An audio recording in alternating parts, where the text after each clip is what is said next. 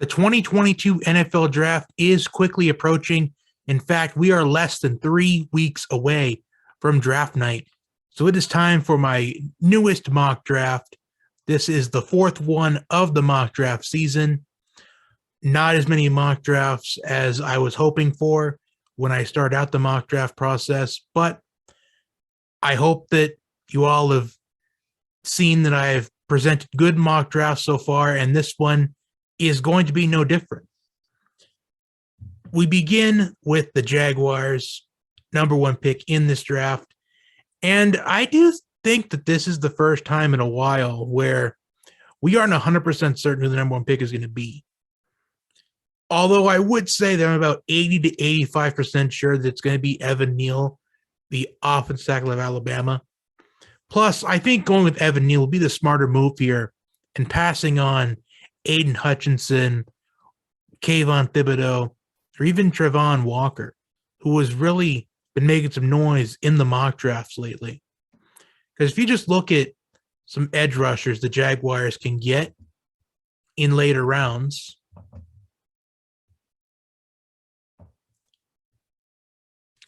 David Ojabo has been falling in mock drafts since he tore his Achilles at his pro day. I mean, Cameron Thomas would be a nice pickup maybe in round 3 if he still happens to be on the board. Drake Jackson to USC, pretty solid pick there. Nick Bonito out of Oklahoma. So there's some talented edge rushers that would be available later on in the draft. But when you look at offensive tackles, not as many offensive tackles as far as talent-wise is concerned than there is edge rushers. So I think Evan Neal, going with the smart pick here. He's been my pick for the Jaguars in all 4 of the mock drafts now. And this is going to be no different here. The Lions, they go with Aiden Hutchinson out of Michigan. Aiden Hutchinson stays in the state of Michigan. This has been the pick in all 4 mock drafts so far. But this is where I'm going to be different here, because I've been saying in the last 3 mock drafts that if the Jaguars take someone other than Hutchinson or Thibodeau, then the Lions would get their pick between Hutchinson or Thibodeau, and whichever one they don't take, the Texans take with pick number 3. But I'm kind of having second thoughts on that. I think the Texans, I think they just need to go with what is their best option here. I mean, Kayvon Thibodeau has been slipping in mock drafts. And I think it could be a smarter move to go with the best player available at this point, and that's Kyle Hamilton. So I have the Texans taking Kyle Hamilton out of Notre Dame because I think this makes sense. Best player available at this point. Plus, the Texans, they also have the 13th pick later on. And if we look at edge rushers that could likely be on the board at pick 13, I mean, Jermaine Johnson could be available. You never know. Trevon Walker, he could be available at pick 13 come draft night, but depending on which teams are going to be looking particularly at edge rushers, he might not be available. But there are some teams that I would personally keep an eye on to potentially trade up for quarterbacks. And I get that many say that the quarterbacks this season aren't worth spending a top draft pick on. But I just think it's mainly because we're being more in the know about the offensive tackles and the defensive prospects. The quarterbacks, they don't have the shine this season compared to what we've seen as some edge rushers and offensive tackles. Now, the Jets are on the clock at pick number 4. And I think that the Jets, I think they take the Robert Saleh special pick, and that is Kayvon Thibodeau out of Oregon. I mean, Robert Saleh, he worked with Nick Bosa in the beginning of Nick Bosa's career when he was the defensive coordinator in San Francisco. So I think this is the Robert Saleh pick right here in Thibodeau. The Giants are up on the clock now with the 5th pick. And I have them going with Ikem Ekwonu, the offensive tackle out of NC State. The Giants, they build on that offensive line that has been weak for years, and they take full advantage of this opportunity. As taking Andrew Thomas a couple of years ago, it was a smart move by them, but they got to keep rebuilding the O-line. Now we have the Panthers on the clock, and I think they go the quarterback here. And the question is it going to be Malik Willis or Kenny Pickett? And I've been back and forth on those two as far as the first QB taken, because really either one of these quarterbacks will be taken first. It depends on a couple of things. One, are teams going to trade up to take a quarterback? As we see coming up here, the Saints, they are in a perfect position to trade up for a quarterback. Other teams that I would keep an eye out on to trade for quarterbacks. The Steelers, pick number 20, if they trade up. I could also see Seattle trading up from pick number 9 to maybe even 5, because the Giants, maybe they have some interest in getting some more draft capital. But I have the Panthers going with Kenny Pickett in this mock draft. I've really been back and forth on it. I just know for a fact the Panthers will take a quarterback. And the Giants are back on the clock with the 7th pick. And I think they address their biggest need at this point, and that is an edge rusher. And I have them going with Trayvon Walker out of Georgia. The 8th pick, the Falcons are on the clock. And I am committed to sticking with who I think the Falcons are going to take. Not necessarily who exactly, but what position they play. And I have them going with Drake London out of USC. And there was a comment in my last mock draft on how it's a reach for the Falcons to take a wide receiver with the 8th pick. And I don't necessarily think so. The only way that it would feel like a reach to take a wide receiver pick number 8 is if Kayvon Thibodeau or Trayvon Walker are still on the board. And in this mock draft so far, or at least what we've seen out of this mock draft, neither of them are on the board. So go with the next best thing, a wide receiver, Drake London out of USC. Next, we have the Seahawks on the clock, and I have them addressing a need on defense. This is rebuilding mode for the Seahawks, and I have them going with Ahmad Sauce Gardner out of Cincinnati. I just feel like the Seahawks, with them rebuilding, they're going to consider looking at Ahmad Gardner here to try to rebuild that Legion of Boom, as it was one of the more dominant defenses in the history of the NFL. At least one of the most dominant, if not the most dominant defense, at least we've seen in recent memory.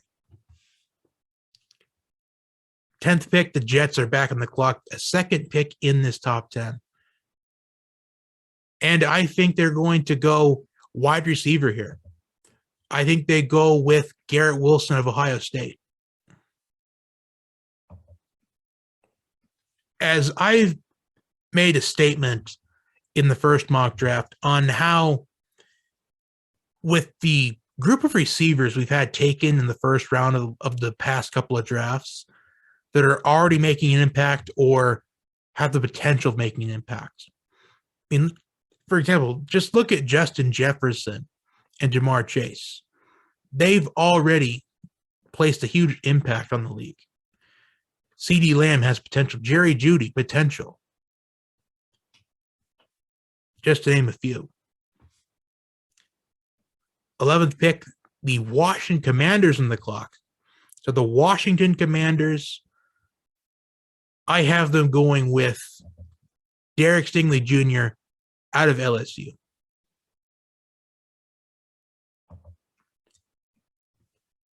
I'm kind of torn on who to pick for the Commanders to go at number 11, whether it's a corner or if it's a wide receiver. But depending on how the Terry McLaurin situation works out, because word has it, they haven't come to an agreement on a contract extension or something along those lines, but that's something to keep an eye out on. But the Commanders, they get a big need on defense with Derek Stingley Jr. Next, we have the Vikings on the clock. And I think the Vikings, they go with Jordan Davis out of Georgia. The Vikings, they address one of their biggest needs in this first round. I go with Jordan Davis. Now we have the Texans on the clock with the 13th pick. And I think they're going to go with Andrew Booth Jr., the corner out of Clemson. The Texans, they have upgraded their secondary with their first two picks and taking Kyle Hamilton, who is the third best player available, I think, in the draft going into it. The third best prospect behind Hutchinson and Thibodeau. And they take Andrew Booth Jr., someone that I think has potential to be a lockdown corner. Now the Ravens are on the clock. And the Ravens, I think they follow suit. I think that they also take a corner, as we saw how bad the Ravens secondary was. I mean, I don't think there was a team that was just hindered by injuries, not only last year, but in recent seasons like the Ravens. And their secondary was atrocious, so I'm going with Trent McDuffie out of Washington. Trent McDuffie was a part of the Washington secondary, and Washington had one of the best pass defenses in all of college football in the 2021 season. And now this is where the draft is going to get a little bit interesting here. Because if we look at the next 5 picks, we have the Eagles, Saints, Chargers, Eagles, and Saints. So 4 of the next 5 picks are at least scheduled to be made by either the Eagles or the Saints. We have the Chargers right in the middle of pick 17. But the Saints, they might be in a prime position to trade up for a quarterback. But I think the Eagles here, I think they use both these picks. I think they address their needs within their defense. So at the 15th pick, I think they go with Boy Mafe out of Minnesota. Many would say this pick is a reach, but I don't think it is. I think that he's a very underrated prospect. I don't think anybody's talking about him that much, simply because of where he went to school at. If he went to somewhere like Ohio State or Alabama, I feel like this guy would be a top 10 pick, at least in a lot of your mock drafts. Pick 16. Now, I did get a comment in the last mock draft that the Saints met with Chris Olave and his parents, that they had a dinner together. And I looked into it, and it turns out it actually happened. So the 16th pick, the Saints, they go with Chris Olave out of Ohio State. Pick number 17, the Chargers on the clock. And I think they go with Charles Cross, the offensive tackle at Mississippi State. The Chargers, they address their biggest need. They improve that offensive line. 18th pick, now the Eagles back on the clock. And I think they go wide receiver here. They've gone wide receiver in the first round in the last 2 years. And the Eagles, they go with Jahan Dotson out of Penn State. Now I had the Saints on the clock here with their second first-round pick. And I actually think that they are going to reach on somebody here because the Saints, they're known to make picks that are kind of a reach, and I think this is going to be no different.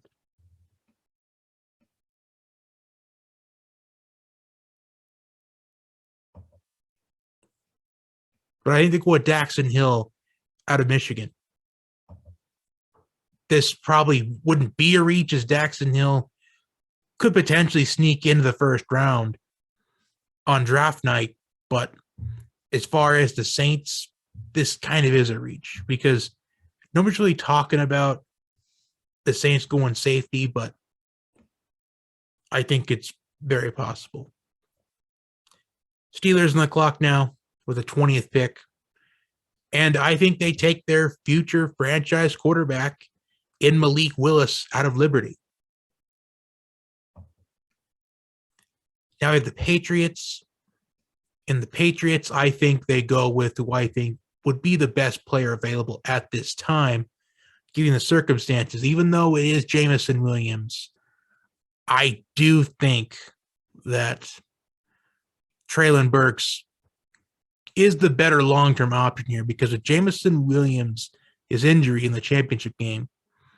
I just think that some teams are pretty nervous to go with Jameson Williams at this point in the draft. Treylon Burks out of Arkansas, I have him going to the Patriots here, pick 21. The Packers, they do need a wide receiver here. In fact, with 2 first-round picks here, it's 100% guarantee the Packers take a wide receiver. But the question is which one? I do think they're going to go with Christian Watson out of North Dakota State, as I think that he's the best receiver available at this point that is more of a Devontae Adams built type receiver as far as size and stature. And last season, Aaron Rodgers, he really expressed how Devontae Adams is the best receiver he's ever worked with. Even when as far as saying the best player. So Christian Watson out of North Dakota State, as we can see, wide receivers are starting to fly off the board here. Although maybe the Packers, I could see them maybe trading up to get Treylon Burks. Now we have the Cardinals at pick number 23.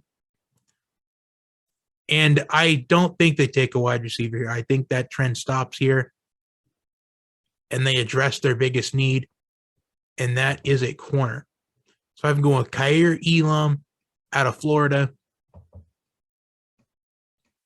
Gets help in that secondary. Cowboys on the clock. I think that they go with their biggest need here, an edge rusher, and they go with George Karlaftis out of Purdue. The Bills, I think they go with a running back here. I think this is where a running back would go in the draft, as we've seen that in the past couple of drafts here. This is kind of the range where we see a running back off the board. And I think they go with Breece Hall out of Iowa State. Many think that Kenneth Walker should be the first running back off the board, but I just think that the Bills are going to be more interested in Breece Hall than Kenneth Walker. Now we have the Titans on the clock, and the Titans, with them releasing Julio Jones since the last mock draft I did, they go wide receiver, I think. And I think they go with Jameson Williams out of Alabama. This does feel like a risky pick here for the Titans, but the Titans, they made a pick that was considered risky before by taking Jeffrey Simmons in the first round a few years ago when he tore his ACL. So I think with Jameson Williams. As I think this pick, I think could be considered a steal at this point, considering the injury he had in the championship game. But if he's better by the start of the upcoming season, then it's going to be a massive steal for the Titans. Next are the Buccaneers on the clock, and since the last mock draft, we got the news that Bruce Arians is stepping down. Well, he did step down as the Buccaneers head coach, and Todd Bowles now the coach. So I think despite Todd Bowles being a defensive guy, I do think that they're going to do what's in the best interest of winning this season, because never know, this probably is going to be Tom Brady's last season. He just wants that one last chance of glory. So I think Tyler Linderbaum out of Iowa. And now the Packers had their second first-round pick with the 28th pick. I think they go with Trevor Penning, the offensive tackle of Northern Iowa. Now we have the Chiefs with back-to-back picks here. And the first one is pretty obvious because they've been open about being interested in Sky Moore ever since they traded Tyreek Hill. So Sky Moore at pick 29, that's the obvious pick. And I don't want to really get too confident here, but I think Sky Moore at pick 29, I think this is the most guaranteed, obvious pick late in the first round that you're going to ever see. And they're back in the clock with the 30th pick. And I think that they go edge rusher here and they take Jermaine Johnson. Although with David Ojabo still on the board here, which is kind of expected, I think they could go Ojabo, but I think they take the safer option at this point, and that's Jermaine Johnson. And next we have the Bengals on the clock. And I think the Bengals, I think that they're going to go with Zion Johnson out of Boston College. Actually, no, they won't. It's not what I meant.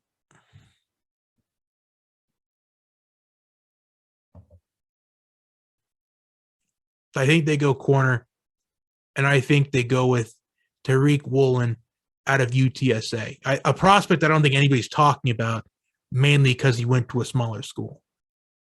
But this guy could be a massive steal. And plus the Bengals, with them addressing their offensive line needs in free agency, I think a corner is their biggest need at this point. And we're rounding out the first round of the NFL draft with the Lions at pick number 32. But I would not be surprised that pick got traded, though, because we do see on occasion that 32nd pick get traded.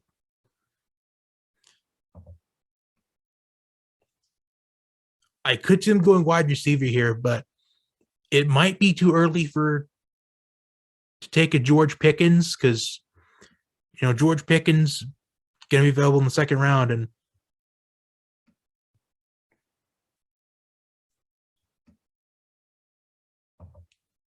I think they go with Jaquan Brisker out of Penn State. They get a big need. Quarterback they can probably pick up early in the next round. So Jaquan Brisker out of Penn State, that's the pick I have for them. And that does it for my fourth NFL mock draft. So here's a recap of all the picks.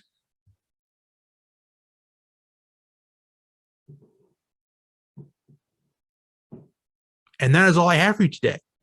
Like, share, comment, and subscribe. And until next time, have a wonderful day, and thank you for tuning in.